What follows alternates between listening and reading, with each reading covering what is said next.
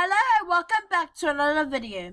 In this video, I'll be talking about limits. How much can you buy? If you plan on buying a large amount, does the exchanger support this much in exchanger? There are also some times withdrawals left or exchanges that limits how much you can withdraw at once. This can be annoying since if you deal with a large amount, you will have to withdraw small amounts over a few days. OTC big markets are available for buying large amount of Bitcoin, but these markets are yet to appear for this coin for now. Wow.